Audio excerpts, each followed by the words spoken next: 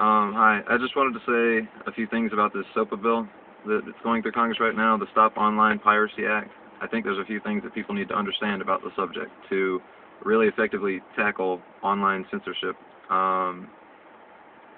In 2000, we passed a bill called the Digital Millennium Copyright Act, the DMCI, and it effectively put control over internet traffic on the internet service providers, rather than the people that are hosting this copywritten material and infringing on these laws.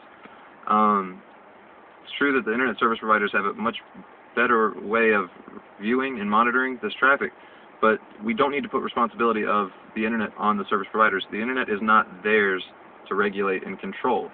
They only allow access points onto this network from their, respective networks, but it is not their network to monitor and control. We have laws already on copyright infringement, and if a producer spends $100 million on a movie and some punk-ass kid leaks it on the internet a week before it's released in theaters, the responsibility of monitoring and regulating such infringement should be on the producers. If someone's producing or releasing your copywritten shit, you need to go after them. You need to not, create a government administration to regulate and monitor the internet for such traffic. That's your responsibility. And putting that responsibility on the government only allows an open doorway to further censorship. Now that we've established an administration to regulate internet traffic for copywritten material, we can now go a step further and say, well, if something's potentially hazardous or a threat to, say, social order, stability, if something were to cause a riot, we could ban this information, if someone's saying inflammatory things about the government. Obviously, this is just an open doorway for, further abuse, and we need to be aware of that and stop this before it becomes, before we hit the slippery slope of losing our liberties completely. We're already on that slope.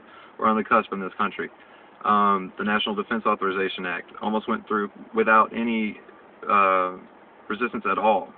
Passed 93 to 7 through the Senate at first. And then finally, Rand Paul said, hey guys, we need to actually read this thing before we pass it.